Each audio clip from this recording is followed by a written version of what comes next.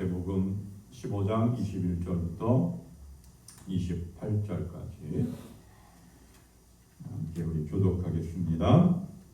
예수께서 거기서 나가사 두로와 시돈 지방으로 가시니 가난한 여자가 그 지경에서 나와서 소리질러 이르되 주 다윗의 자손이여 나를 불쌍히 여기소서 내 딸이 흉악하게 귀신 들렸나이다 하되 예수는 한 말씀도 대답하지 아니하시니 제자들이 와서 청하여 말하되 그 여자가 우리 뒤에서 소리를 지르니 그를 보내소서. 예수께서 대답하여 이르시되 나는 이스라엘 집에 잃어버린 양 외에는 다른 데로 보내심을 받지 아니하였노라 하시니 여자가 와서 예수께 절하며 이르되 주여 저를 도우소서. 대답하여 이르시되 자녀의 떡을 취하여 개들에게 던짐이 마땅하지 아니하니라. 여자가 이르되 주여 올소이다마는 개들도 제 주인의 상에서 떨어지는 부스러기를 먹나이다 하니 이에 예수께서 대답하여 이르시되 여자여 네 믿음이 크도다 내 소원대로 되리라 하시니 그때로부터 그의 딸이라 하니라. 아멘. 다음 주일은 종료 주일입니다.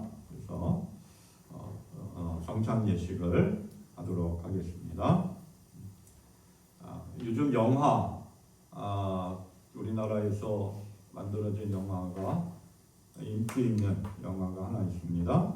지난 2026년 2월 4일에 개봉한 지 40일인 지난 3월 15일에 1200만 관객이 본 영화, 제목은 왕과 사는 남자라고 하는 겁니다. 조선의 6대 임금이었던 단종과 그리고 그 죽음 앞에서 마지막을 지켰던 그 마을의 촌장과 마을 사람들에 대한 이야기를 그린 역사적인 사실이지만 좀 가상적인 것들이 많이 추가되어서 만들어진 이야기입니다. 강원도 영월 산골짜기에 광천골이라고 하는 마을이 있습니다. 정말 먹고 살기 힘든 아주 가난한 마을입니다. 산골이다 보니까 뭐 먹을 것도 제대로 구할 수가 없는, 얻을 수 없는, 사람이 오고 가지 않는 그런 아주 둠의 산골입니다. 어느 날 마을 촌장이 마을 사람들과 함께 사냥을 나갔다가 호랑이를 만나서 이 마을 촌장이 실족해서 기절해버립니다.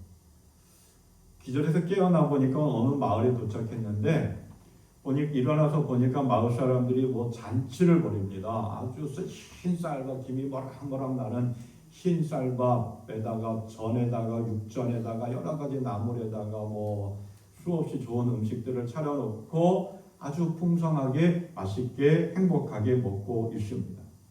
오늘이 무슨 날이냐 물었더니 그 마을 촌장의 아들 생일이어서 이렇게 잔치를 벌인다고 합니다.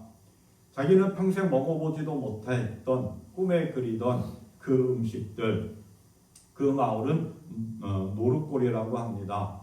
노릇골 촌장으로부터 어떻게 이렇게 마을이 부유해졌고 매번 이렇게 좋은 음식을 먹느냐라고 하는 그런 자초지종을 듣습니다. 그리고 마을에 돌아와서 정말 먹고 살기 힘든 그 마을 사람들을 위해서 그 마을에 있는 광천골에 있는 청룡포를 유배지로 만들기 위해서 노력을 합니다. 그 시기적인 상황은 이렇습니다. 세종대왕의 아들이자 조선의 5대 왕인 문종이 즉위하고 2년 3개월 만에 병을 앓아서 죽습니다. 39살의 나이에. 그리고 452년 12살의 어린 아이가 대를 이어서 조선의 왕이 됩니다. 그 사람이 누구냐? 단종, 이름은 이홍위라고 하는 인물입니다. 그런데 어린 나이에 왕이 되다 보니까 그 엄마가 수령 청정을 합니다. 뭐 제대로 나를 국정을 운영하기 어려웠겠죠. 그런데 세종대왕의 둘째 아들이고 단종의 작은 아버지인 수양대군이 정치적인 욕망이 있습니다. 우리 많이 알죠. 그래서 자기를 따르는 신하들과 함께 정변을 일으킵니다. 그게 계유정난이라고 합니다. 그리고 이후에 이 단종은 노산군이라고 하는 직위를 받고 이제 유배를 떠나게 됩니다. 왜냐하면 이 사람이 단종이 계속 자리에 있으면 상황의 자리에 있으면 그를 따르던 신하나 백성들이 반역을 일으켜서 자기가도 쫓겨날 수 있을 것 같은 그런 위기감이 있겠죠. 그런데 이제 경선을 붙습니다. 광천골과 또 노릇골 촌장이 와가지고 사또 앞에 와가지고 영어를 관리하는 사또 앞에 와가지고 우리 마을이 유배지로 적합합니다. 그러면서 이제 경선을 붙어서 결국은 어떻게 됐느냐? 광천골 이 청룡포가 유배지로 낙점이 되어서 그 노릇골 촌장의 말대로 풍채도 좋고 나이도 지긋하고 수염이 난 그런 어른이 오기를 기대하면서 마을 사람들이 다 청소도 하고 그 유배 오는 사람이 묵을 곳을 이제 정리를 잘 해놓습니다. 그리고 마침내 유배자가 오게 되는데 딱 보니까 수염이 난 사람도 아니고 풍채가 좋은 사람도 아니고 또 나이 많은 그런 사람도 아니라 12살, 15살 어린 사람이었던 거죠. 그러니까 이 촌장이 보면서 수염이 안 났네 라고 이야기합니다. 자, 하지만 후에 유배 온 사람이 왕이었다라고 하는 사실을 알고 마을 사람들이 그래도 없는 반찬에 없는 음식이지만 흰 밥에 쌀밥에 그 나물도 또 고기도 생선도 잡아서 올립니다. 하지만 왕은 음식을 거절하죠. 그러면서 수없이 많은 그 정성을 들이고 시간들이 흐르는 어느 날 그 유배지에 많은 사람들이 찾아와서 음식을 여러 가지 선물들 물건들을 막 던집니다. 그러면서 그 왕에게 유배원 왕에게 전달되지 못했던 그 물건들을 마을 사람들이 하나하나 이제 물에서 건져서 끄집어내고 살펴보기 시작을 하죠. 그러면서 유배원 왕이 당신들 먹으라고 마을 사람들을 먹으라고 그렇게 내어놓습니다. 그제서야 그 가난했던 마을 먹을 것도 없는 그냥 뭐 흔히 말하는 대로 풀떼기 뜯어먹는 그 마을 사람들이 풍요롭게 음식을 먹기 시작합니다. 이러한 상황을 우리는 속담식으로 이렇게 이야기하죠. 콩고물이라도 떨어진다. 콩고물 뭐예요? 콩으로 만든 고물이라고 하는 말인데 우리가 그러한 거 많이 보죠. 떡 같은 거 먹을 때 시루떡이나 또는 뭐 이렇게 그 인절미 같은 거 먹으면 항상 뭔가 떨어져요. 콩이 가루가 떨어지기도 하고 그 떡에 묻던 여러 가지의 가루가 떨어집니다. 근데 그 떨어진 콩고물 그 콩가루들이 또 그렇게 맛있습니다. 배는 부르지 않는다 하더라도 그렇죠? 이 콩고물이라도 떨어진다라고 하는 말의 의미는 남의 일로 인해 우연히 얻은 작은 이익이라고 하는 뜻을 가지고 있습니다. 큰 성과는 아니지만 어떠한 작은 이익이라도 얻을 수 있다라고 하는 얘기예요. 그래서 그런 얘기합니다. 부자 옆에 있으면 콩고물이라도 떨어진다. 그렇죠? 또 저 사람 곁에 있으면 누군가의 곁에 있으면 뭔가 좋은 일 하나쯤은 생기지 않겠어? 라고 하는 말들을 우리는 합니다. 인간의 기대 심리죠.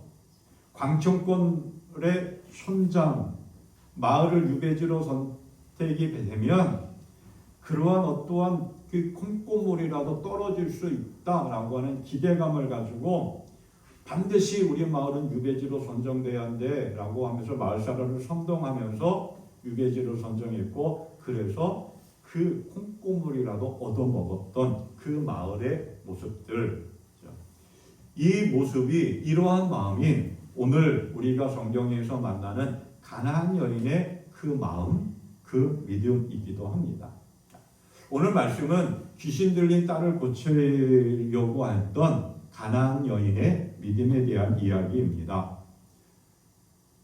그동안 예수님은 주로 갈릴리를 주 무대로 복음을 전파하셨습니다. 갈릴리에 있는 유대인들을 대상으로 사역을 하셨습니다. 그런데 어느 날 예수님은 제자들과 함께 두로와 시돈이라고 하는 마을로 가셨습니다. 두로와 시돈 지금 어디쯤이냐면 지금 막 전쟁 한창 이란과 이스라엘 미국과 전쟁이 일어나고 있는 그 지역 주변에 있는 레바논이라고 하는 나라가 있습니다. 우리 많이 들어봤죠. 레바논의 헤즈볼라라고 하는 그 레바논 지역 한 일부분입니다. 그래서 지도를 보면 이스라엘 북부 지역과 레바논의 남부 지역이 가까운 그런 국경선 가까이 있는 곳이 두로와 시돈입니다.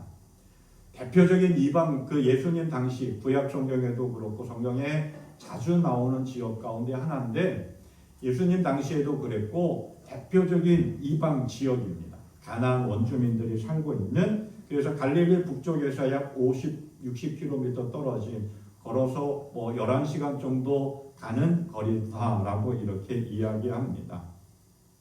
이 두로와 시도는 말씀드렸던 것 대표적인 이방 지역인데 바알신을 섬기는 그러한 지역입니다. 우리가 보면 북왕국 이스라엘에 아합 왕이 있습니다. 아합 왕의 아내가 이름이 뭐예요? 이세벨. 그 이세벨의 고향이 시돈이라고 합니다. 이세벨의 아버지가 이 시돈에서 우상을 섬기는 제사장이에요. 이세벨이 북왕국 이스라엘의 왕비로 들어오면서 뭔 일을 했느냐? 우상을 섬기는 그러한 일을 시작했어요. 자기가 섬기는 우상을 데려오고 와가지고 북왕국 이스라엘 왕궁에서부터 우상을 숭배하기 시작했어요. 바알신을 퍼뜨렸던 것이죠. 이 시돈 그리고 두로라고 하는 마을에 예수님께서 가셨어요. 예수님께서 왜 이 이방 지역, 예수님도 보면 이 두로와 시돈을 그렇게 좋아하지는 않으셨어요. 성경이 뭐라고 이야기하냐면 마태복음 7장 21절에 예수님께서 고라시나 너에게 화가 있도다. 벳세다야 너에게 화가 있다. 너희에게서 행한 기적들을 두로와 시돈에서 행하였더라면 그들은 벌써 베옷을 입고 죄를 뒤집어 쓰고 회개하였을 것이다. 두로와 시돈은 유대인들의 입장에서 보면 버림받은 도시고 가까이 해서는 안 되는 곳이고 그리고 가서는 안 되는 그러한 곳이었어요. 그런데 예수님이 제자들과 함께 그러한 두로와 시돈에 가셨어요. 왜 두로와 시돈에 가셨을까? 이 똑같은 내용이 담겨져 있는 마가복음에 보면 예수님이 이렇게 이야기합니다. 마가복음 7장 24절. 예수께서 거기에서 일어나셔서 두로와 시돈으로 가셨다. 그리고 어떤 집에 들어가셨는데 아무도 그것을 모르기를 바라셨으나 숨어 계실 수 없었다. 그러니까 예수님께서 가면은 안 되는 갈 수 없는 버림받은 지역, 이방 지역, 우상을 숭배하는 그곳인 두로와 시돈에 왜 가셨느냐? 그냥 잠깐 사람들을 피해서 그 비난하고 여러 가지 모함을 하는 그 종교 지도자들을 피해서 잠깐 쉬시려고 가셨던 거죠. 그리고 그곳에서 함께 제자들과 함께 있으면서 제자들을 가르치기 위해서 그리고 또 하나의 목적은 이방인들에게 하나님의 말씀을 복음을 전하기 위해서 이방 지역인 두로와 시돈에 가셨습니다. 그런데 두로와 시돈에 가셨지만 예수님이 쉬실 수가 없었던 거예요. 그 간 곳을 숨기려고 했지만 도저히 숨길 수가 없었던 거죠. 사람들이 몰려들기 시작합니다. 그 가운데 누가 있느냐? 가나안 여인이 예수님을 찾아왔습니다. 왜 예수님이 계신 그곳에 가나안 여인이 찾아왔느냐? 성경은 이렇게 이야기하고 있죠. 귀신 들린 딸이 있었다. 딸이 귀신 들렸어요. 그래서 그 딸을 고침받기 위해서 예수님을 찾아왔어요. 오늘 마태복음에서는 그 여인을 가나안 여인이다 이렇게 이야기합니다. 그런데 동일한 본문 내용이 기록되어져 있는 마가복음을 보면 그 여인을 뭐라고 소개하고 있느냐? 헬라인이요 수로보닉의 족속이라고 이야기합니다. 헬라인이라고 이야기해요. 요새 헬라인이라고 하는 말은 헬라 사람이라고 하는 말이라기보다는 헬라 지역에 거주하는 사람 또는 헬라어를 사용하는 헬라 말을 할 줄 아는 그러한 사람, 헬라 문화의 영향을 받은 그러한 사람이라고 하는 거예요. 그리고 수로보닉의 여인이라고 하는 말은 수로보닉의 출신이라고 하는 뜻입니다. 그럼 수로보니게가 어디에 있냐? 두로와 시돈이 속해 있는 좀 광범위한 지역, 요즘 우리식으로 말하면 고대 페니키아 지역, 수리아, 지금의 이제 시리아에 속해 있는 그러한 땅, 자그마한 한 마을이라고 하는 거예요. 수로보니게 출신의 헬라 말을 할 줄 아는, 헬라의 문화와 영향을 받은, 쉽게 얘기하면 요즘 어저께 BTS가 뭐 광화문에서 공연을 했다고 그러죠. 수많은 외국 사람들이 왔죠. 그 쉽게 얘기하면 이런 거예요. 그 우리나라의 K 문화를 통해서 우리나라의 문화와 우리나라의 언어를 알고 있는 알지 못하는 뭐 남미의 또는 유럽의 어떠한 그 고장에 살고 있는 그 출신의 어떤 사람이 우리나라에 와서 한국 문화 속에서 한국말을 할 줄 아는 그러한 사람, 이러한 의미예요. 그래서 고대 전승에 의하면 이 가나안 여인 수로보니게 출신의 헬라의 문화를 영향을 받고 헬라 말을 할 줄 아는 이 수로보니게 여인 이름이 뭐냐?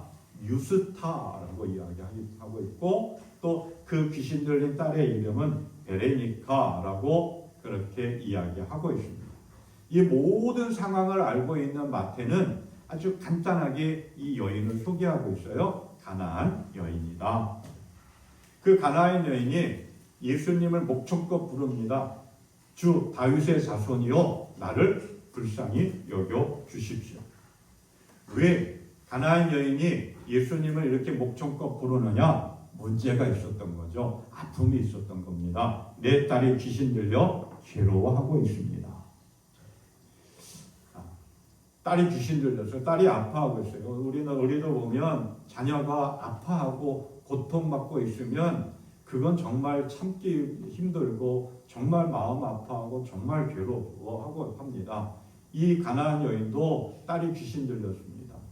그 딸 자신뿐만 아니라 그 딸을 통해 귀신 들린 딸로 인해서 주변의 사람들이 힘들어하고 있는 거예요. 주변의 사람들을 막 괴롭히고 있어요. 주변의 사람들을 어렵게 하고 있어요.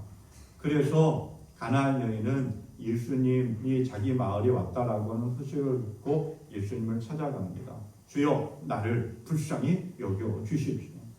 주님 나를 한 번만 봐주시고 나를 불쌍히 여겨서 나를 좀 도와주십시오라고 간청하고 있는 거예요. 그렇게 외치고 있는데 예수님의 반응은 어땠나요? 아무런 대답이 없으십니다. 지금까지 병자들과 문제 있는 사람들, 아픔이 있는 사람들에게 따뜻하게 사랑으로 반응하시고 맞이해 주시고 고쳐주신 예수님, 그런데 지금은 차갑게 아무 대답도 하지 않으셔요. 그때 제자들이 뭐라고 이야기해요? 이렇게 이야기하고 있죠. 그 여자가 우리 뒤에서 소리를 지르오니 그를 보내소서. 제자들의 마음은 귀찮은 거예요. 그러니까 예수님 뭐 어떻게라도 해서라도 뭘 어떻게 해서든지 저 여자를 빨리 보내십시오 라고 예수님께 이야기합니다. 그러니까 예수님께서 그렇게 그 여인에게 마지못해서 이야기하고 있죠. 나는 이스라엘 집에 잃어버린 양 외에는 다른 데로 보내심을 받지 아니하였다라고 이야기합니다. 그러면서 또 이야기하죠.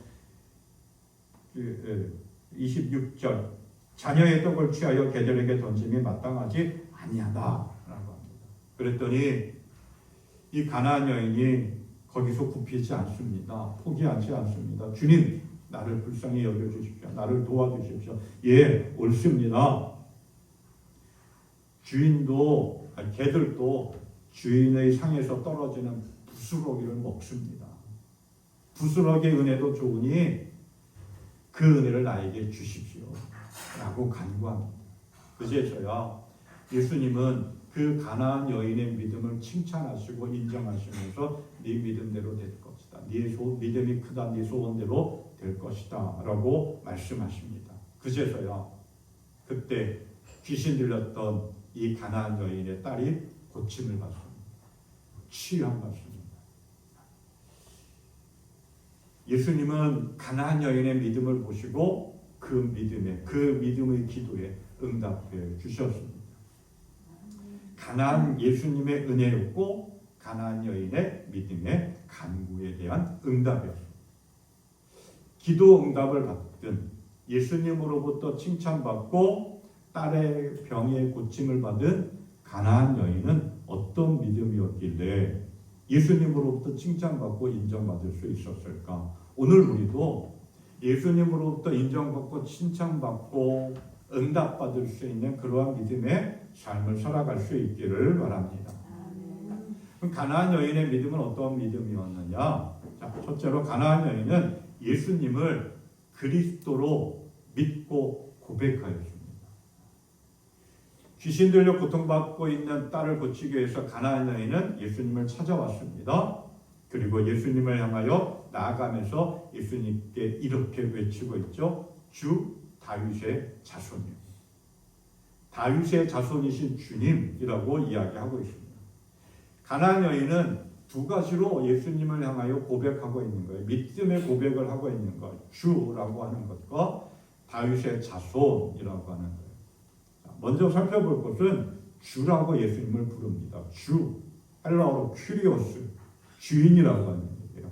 나는 종이고 상대방, 당신은 내 인생의 내 삶의 모든 것들을 쥐고 있는 내 삶의 주인입니다라고 고백하고 있는 거예요. 내 인생의 내 삶의 통치자입니다. 주권자입니다라고 예수님을 주인으로 고백하고 인정하고 하는 겁니다.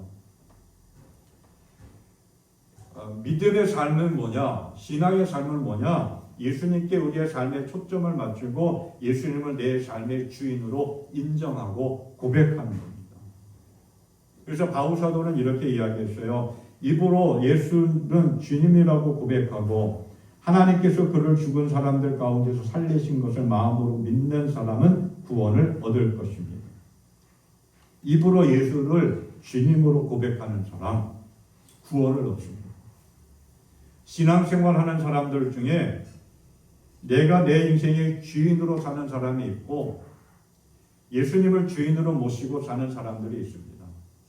그런데 정말 안타까운 것 가운데 하나는 예수님이 내 삶의 주인으로 인정하고 고백하고 사는 사람들보다는 내가 내 인생의 주인이다라고 떳떳하게 뻣뻣하게 교만하게 나아가는 삶을 살아가는 사람들이 더 많습니다.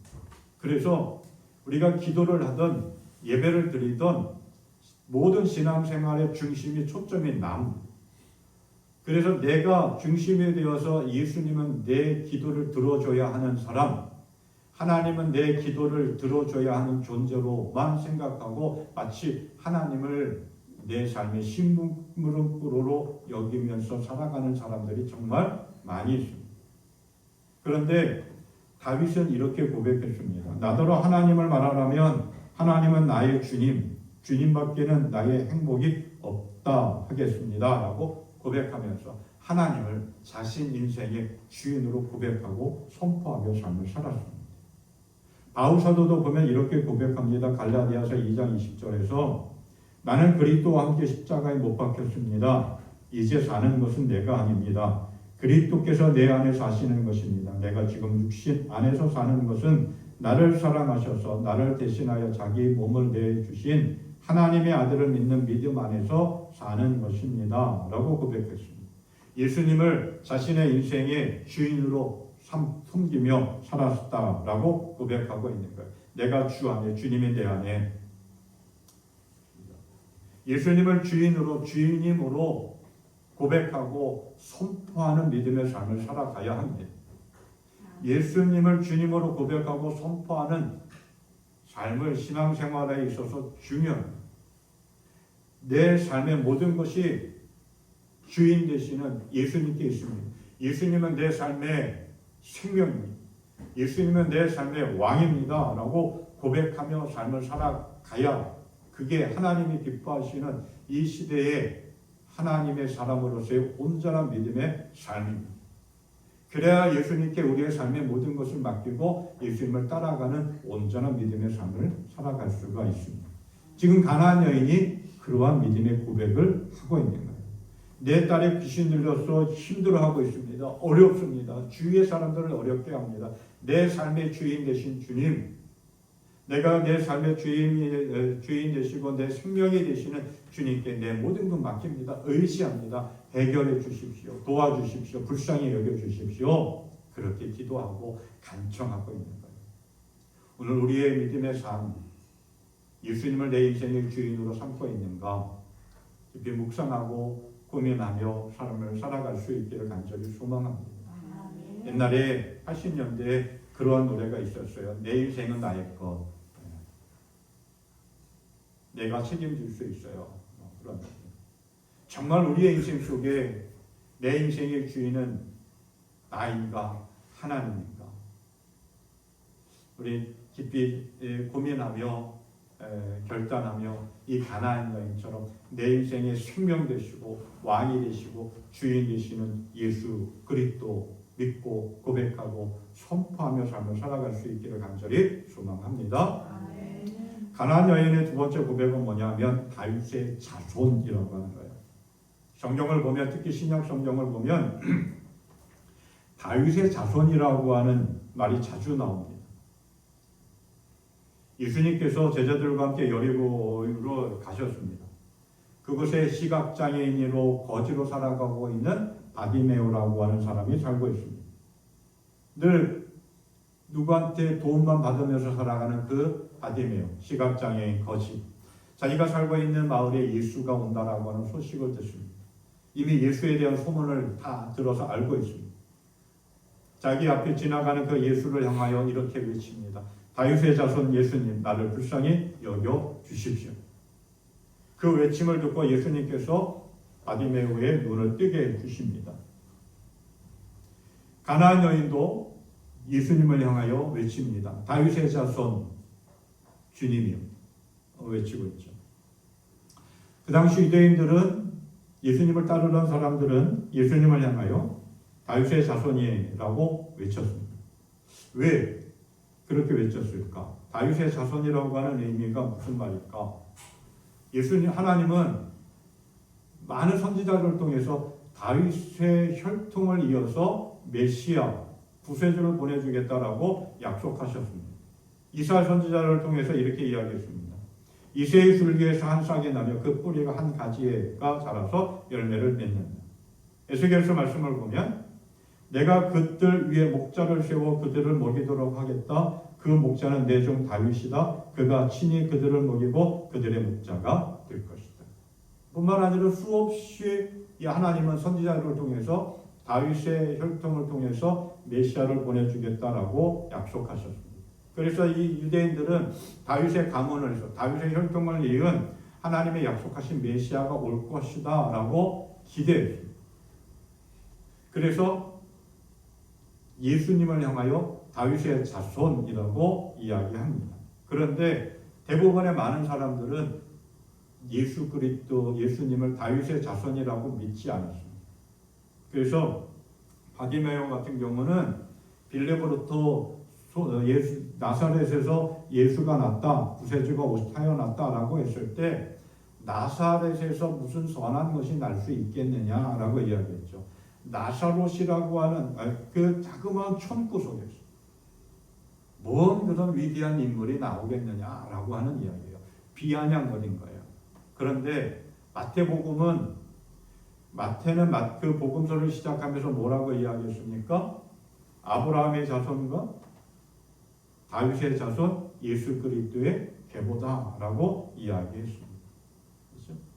바울 사도도 이렇게 이야기했어요. 뭐라고 얘기했냐면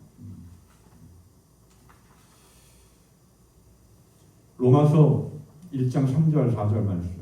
당신의 아들을 두고 하신 말씀입니다. 이 아들로 말하면 육신으로는 다윗의 자손으로 나셨으며 거룩한 영으로는 죽은 사람들 가운데서 부활하심으로 권능으로 하나님의 아들로 확정되셨으니 곧 우리 주 예수 그리스도이십니다.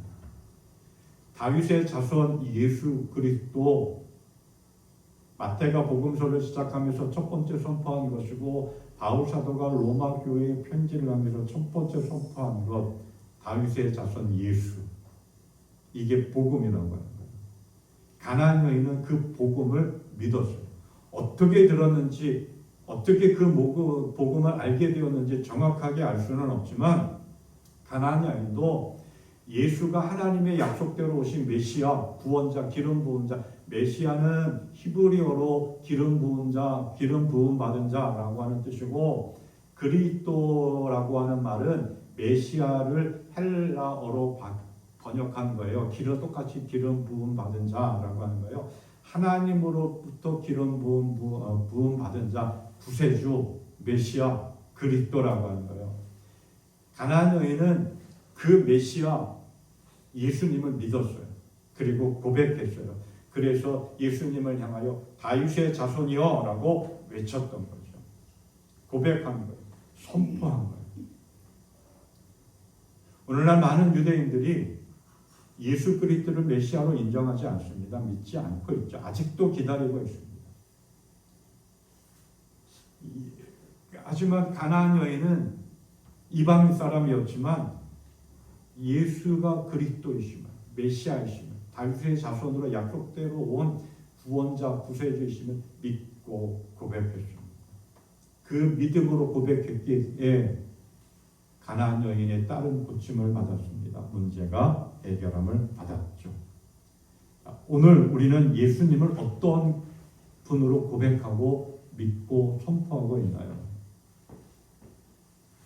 예수님께서 베드로는 예수님을 향하여 뭐라고 고백했어요? 주는 그리스도시요 살아계신 하나님의 아들입니다.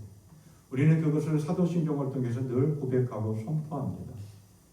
다윗의 자손 예수님, 하나님의 약속대로 이 땅에 오신 메시아 구원자, 우리는 그 주님을, 그 예수님을 내 삶의, 내 생명의 주인으로 믿고 고백하고 선포하는 믿음의 삶을 살아갈 수 있기를 바랍니다.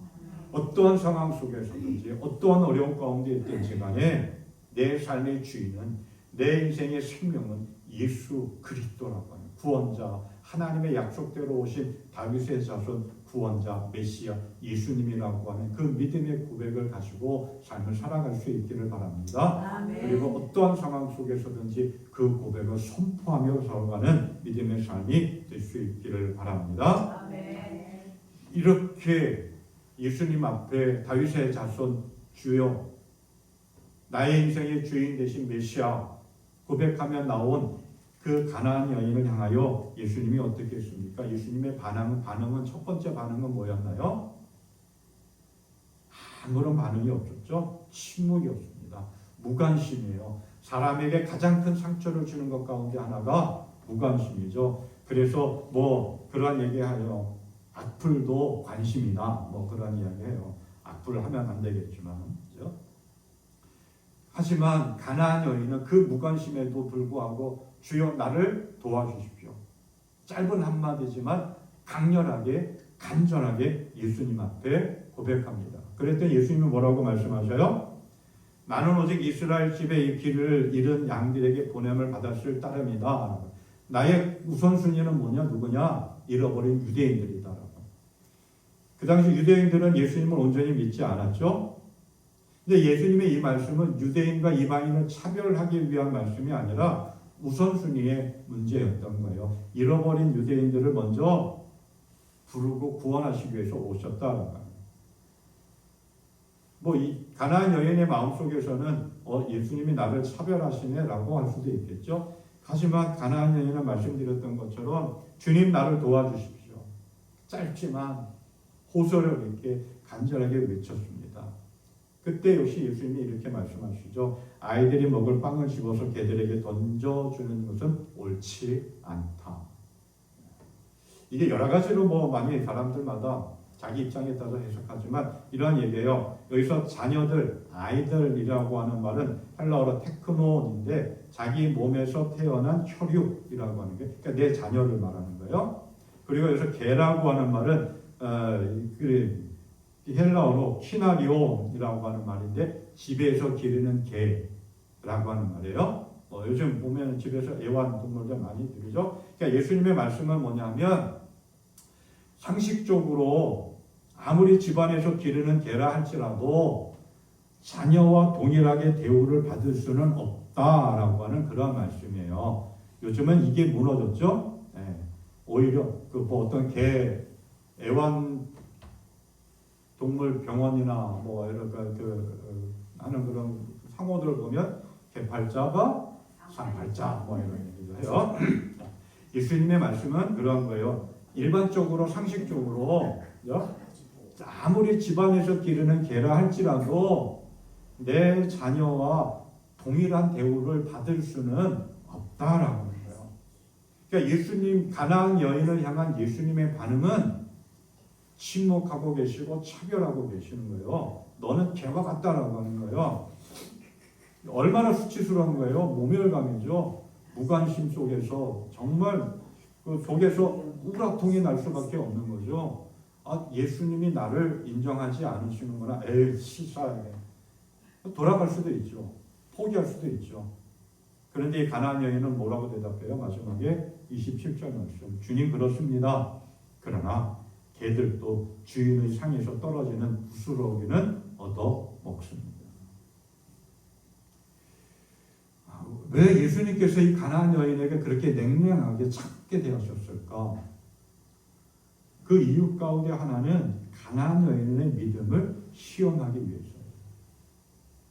가나안 여인 예수님을 향하여 주 다윗의 자손이여 나의 삶의 주인 되시는 구원자 메시아 주님 나를 도와주소서라고 하며 외쳐온 그 가나안 여인의 믿음이 얼마나 깊은지 정말 진실한 믿음인지 시험하시려고 그렇게 매몰차게 냉정하게 침묵하고 무관심하게 되셨고 차별적으로 수치와 모멸감을 주면서까지 여인에게 그렇게 말씀하셨던 거예요. 그런데 이 가나안 여인은 어떻게 했나요? 그 모멸과 무관심과 냉정함 속에서도 믿음으로 예수님의 시험을 통과했습니다. 심한 무시와 박대에도 불구하고 주님 부스럭이라도 줬사오니 그 은혜의 자그마한 찌꺼기라도 나에게 주십시오. 그렇게 간구했어요.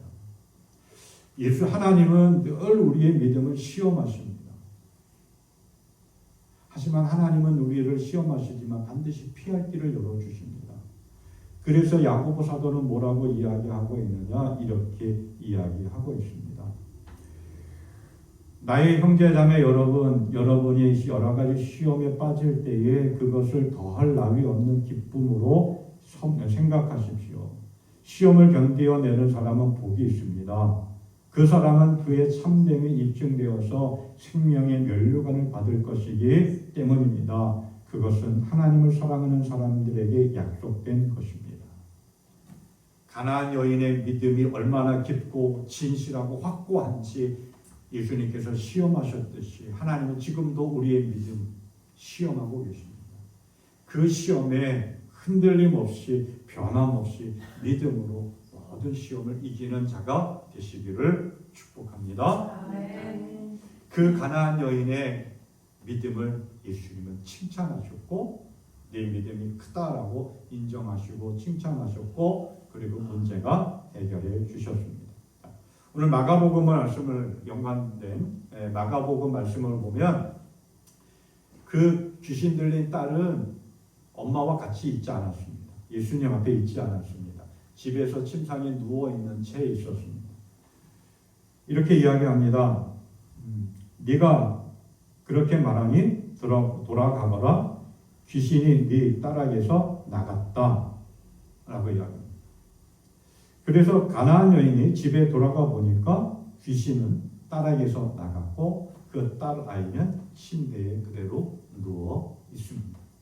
가나안 여인의 엄마의 그 믿음으로 딸이 고침을 받았습니다. 엄마의 그 믿음을 보시고 예수님께서 문제를 해결해 주셨습니다. 그러면서 예수님이 말씀하십니다. 네 믿음이 크도다. 이 크다라고 하는 말은 헬라어로 메갈레라고 하는 말인데 양에 있어서 많다는 그 뜻일 뿐만 아니라 질에 있어서도 높다라고 하는 믿음의 깊이와 믿음의 정도가 크고 높다라는 정말 어떠한 상황 속에서도 흔들림 없이 확고한 믿음이 있다라고 합니다.